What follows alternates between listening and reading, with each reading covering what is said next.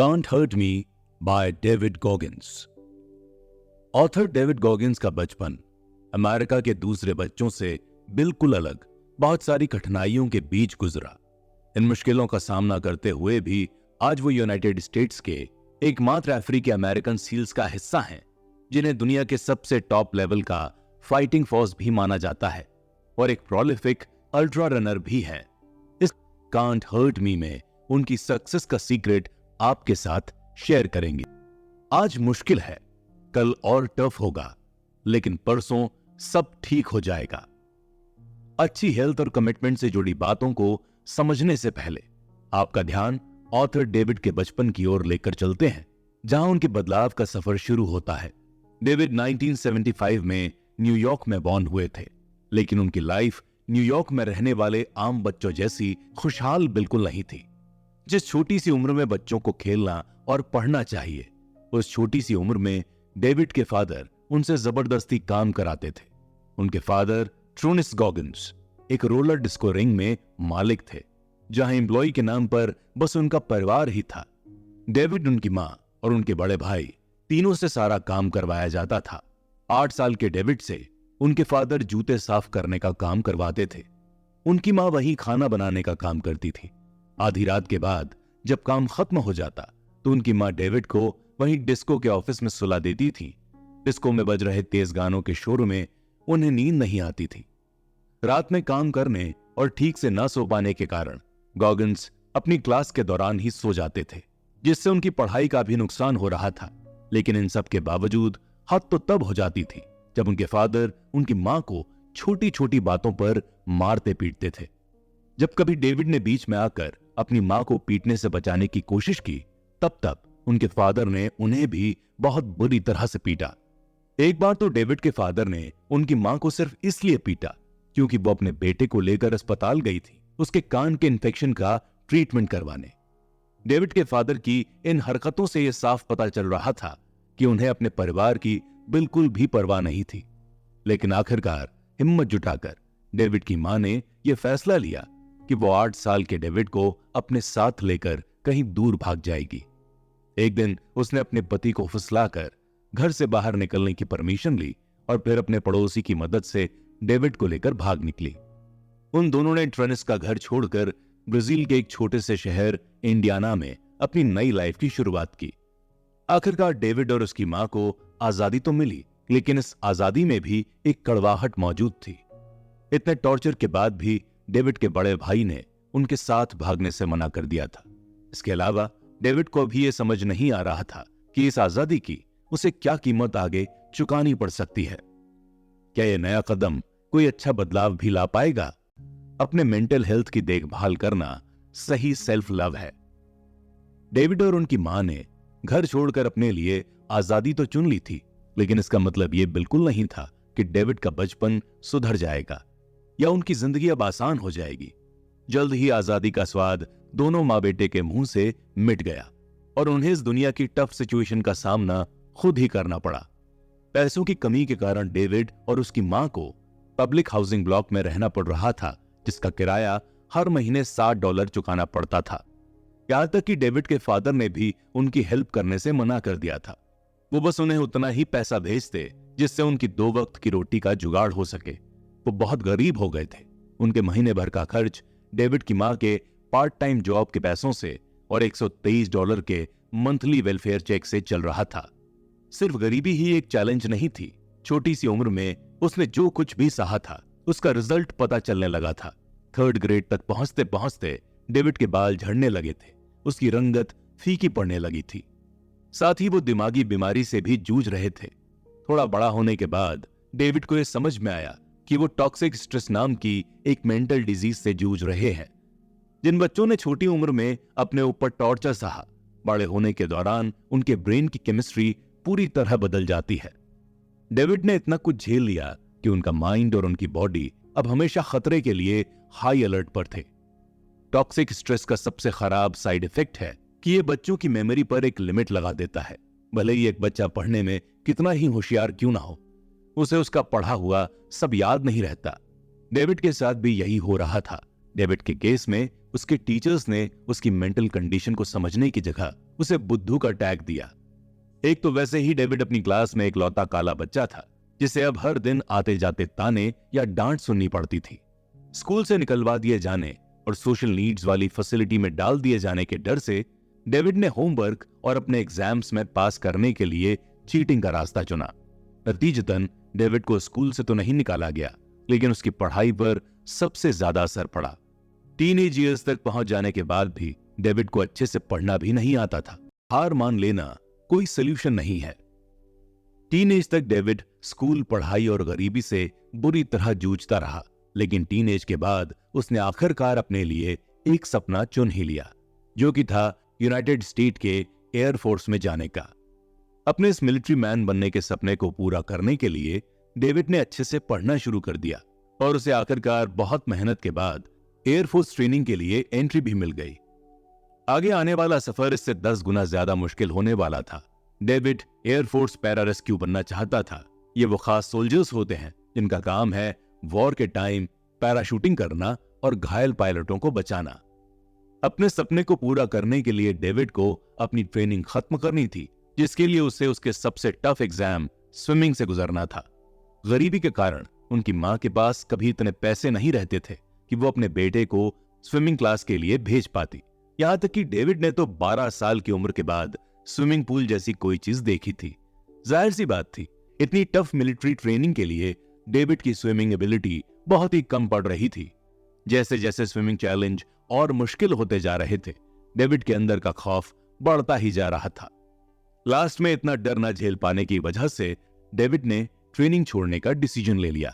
इसके अलावा उसके रूटीन मेडिकल टेस्ट में सेल एनीमिया के सिम्टम्स मिले थे। बस फिर क्या था, डेविड को एक अच्छा बहाना भी मिल गया मिलिट्री की ट्रेनिंग से खुद को बाहर करने का। जब डेविड ट्रेनिंग छोड़ रहा था, तभी उसके अंदर की आवाज उसे ऐसा करने से मना कर रही थी, लेकिन उसके डर ने आखिरकार उसे वहां से निकलने पर मजबूर कर दिया। 1999 तक 24 साल के डेविड का मिलिट्री के लिए काम करने का सपना गायब हो चुका था और अब वो अपना रोजगार चलाने के लिए हर रात एक कीड़े मारने वाली कंपनी के लिए काम करने लगा। अपने फेलियर्स के दुख को छुपाए रखने के लिए डेविड ने खाने का सहारा लेना ठीक समझा। हर दिन सुबह वो काम खत्म करके घर लौटते समय अपने लिए एक बॉक्स डॉन्ट और चॉकलेट मिल्क शेक खरीदता और घर आने के बाद भी 6 अंडे, 10 बेकन, 8 सिनेमन यानी दालचीनी रोल्स और शुगर से भरे हुए कॉर्नफ्लेक्स से अपना दिन का नाश्ता शुरू करता था। डेविड का वजन बढ़कर 300 पाउंड जितना हो चुका था। एक तरह से देखा जाए तो डेविड ने खाने को एक जरिया बना लिया था दुनिया की सच्चाई से भागने का। उसे पता था कि वो ज्यादा पढ़ा लिखा नहीं है, उसमें कोई खास क्वालिटी नहीं है और उसका फ्यूचर भी धीरे धीरे अंधेरे में डूब रहा है।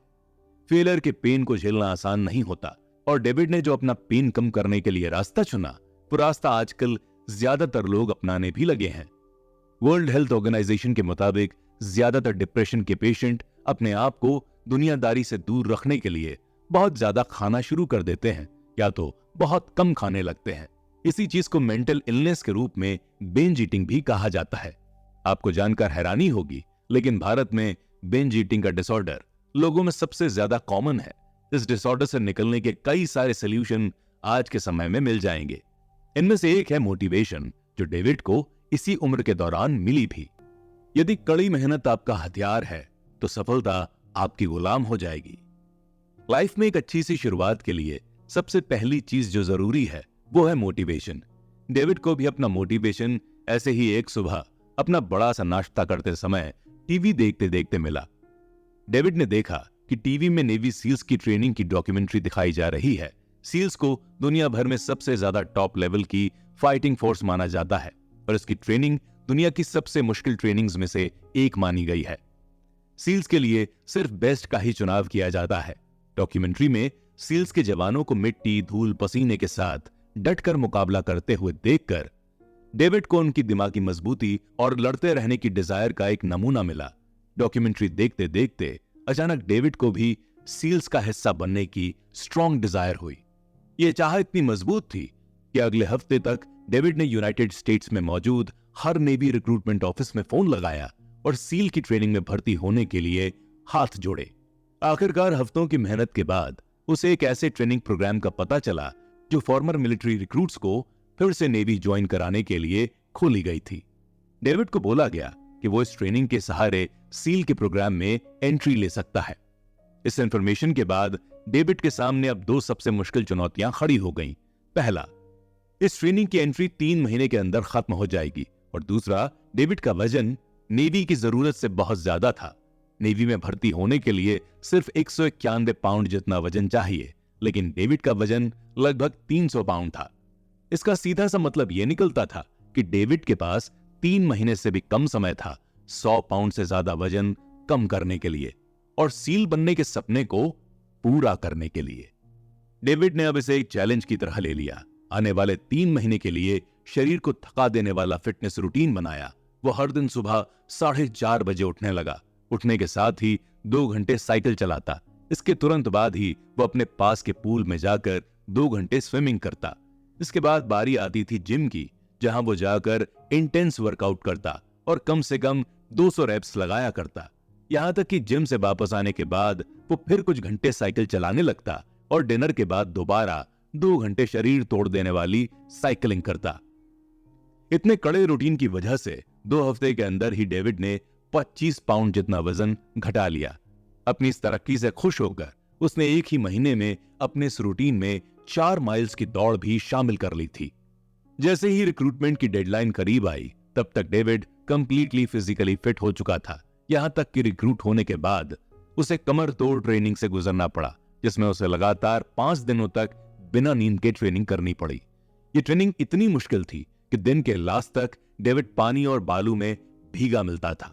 लेकिन इतनी टफ ट्रेनिंग के बावजूद डेविड ने इस ट्रेनिंग में ग्रेजुएशन हासिल की और अपना नेवी सील बनने का सपना पूरा किया। अगर लाइफ में आगे बढ़ना है तो चैलेंजेस से मत डरो। डेविड ने अपना नेवी सील बनने का सपना तो पूरा कर लिया, लेकिन कुछ ही साल काम करने के बाद उसे यह फील हुआ कि उसे लाइफ में और एडवेंचर चाहिए।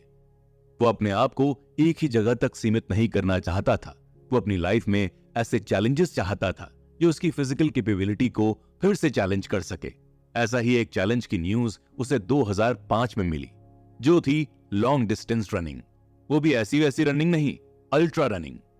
डेविड ने ऐसी रेसेस में पार्ट लेना इसलिए भी शुरू किया ताकि वो अपने नेवी सील में शहीद हुए मिलिट्री भाइयों के परिवारों की मदद कर सके। वो इन पैसों से अफगानिस्तान के ऑपरेशन में शहीद जवानों के परिवारों तक कुछ पैसों की मदद पहुंचाना चाहता था। उसने सोचा इस रेस के सहारे वो चैरिटी भी जमा कर पाएगा और अपने चैलेंज का सपना भी पूरा करेगा। जिस रेस में डेविड ने भाग लेने का सोचा था उसका नाम है बैड वाटर 135। ये 135 मील की रेस वर्ल्ड की सबसे मुश्किल चढ़ाई भरे रास्ते और गर्म जगह से होकर गुजरती है। इस रेस की शुरुआत कैलिफोर्निया की डेथ वैली से होती है, जो सी लेवल से थोड़ा नीचे है, और ये रेस जाकर खत्म होती है 8,374 फीट की ऊंचाई वाले रास्तों पर। इतने टॉर्चर के बावजूद ये रेस हर बार जुलाई के महीने में रखी जाती है, जिस वक्त धरती गर्मी से फट रही होती है। इस रेस को खत्म करने के लिए टॉप से टॉप कंपेटिटर्स को भी 48 घंटे लग जाते हैं। डेविड को बैड वाटर 135 में पार्ट लेने से पहले एक 100 मील की रेस दौड़नी पड़ी। इस 100 मील की रेस के लिए डेविड ने कोई अलग से ट्रेनिंग नहीं ली थी। उसकी नेवी के समय की ट्रेनिंग ने ही उसके लिए कमाल कर दिखाया था। सैन डिएगो में ऑर्गेनाइज्ड ये रेस डेविड ने बिना किसी मुश्किल के एक ही बार में पार कर ली। हालांकि 100 मील की रेस को खत्म करने में डेविड की भी हालत खराब हो गई थी, लेकिन आखिरकार उसने ये पूरी रेस को 19 घंटों में खत्म करके दिखाया। इस रेस को खत्म करने के बाद डेविड को 2006 बैड वाटर की रेस में पार्ट लेने के लिए सिलेक्ट कर लिया गया। लेकिन इस रेस में पार्ट लेने से पहले डेविड ने फिर से काफी टफ प्रैक्टिस की। उसने न सिर्फ पूरे रास्ते को अच्छे से समझा, बल्कि उसने अपनी ट्रेनिंग उसी कड़ी गर्मी और धूप में बार बार की। आखिरकार रेस की घड़ी आ गई और डेविड ने इस रेस को 30 घंटे में पार करके दिखाया, वो भी 5th पोजीशन हासिल करते हुए। डेविड गॉगिंस अकेले ऐसे इंसान नहीं है जिन्होंने नई कठिनाइयों के लिए अपना पुराना सब कुछ छोड़ा हो। भारत के मशहूर ओलंपिक रनर, जिन्हें देश द फ्लाइंग सिख के नाम से जानता है, मिल्खा सिंह जी ने भी अपना सब कुछ दांव पर लगाकर कई सारे इंटरनेशनल रेसेस में पार्ट लिया था। यहां तक कि उन्होंने इन सभी रेस में जीतकर भारत का परचम इंटरनेशनल लेवल पर कई सालों तक ऊंचा भी रखा। दुनिया में हर प्रॉब्लम का सलूशन बस एक ही है, हार्ड वर्क। लोग अक्सर डेविड से उनकी सक्सेस का सीक्रेट जानने के लिए उत्सुक रहते हैं। ऐसा इसलिए क्योंकि डेविड यूनाइटेड स्टेट के इकलौते अफ्रीकन अमेरिकन इंसान हैं जिन्होंने सील के लिए भी काम किया है और अपनी लाइफ में एक अल्ट्रा रनर भी रहे हैं। इस सवाल का जवाब डेविड सिर्फ एक शब्द में देते हैं, वर्क एथिक।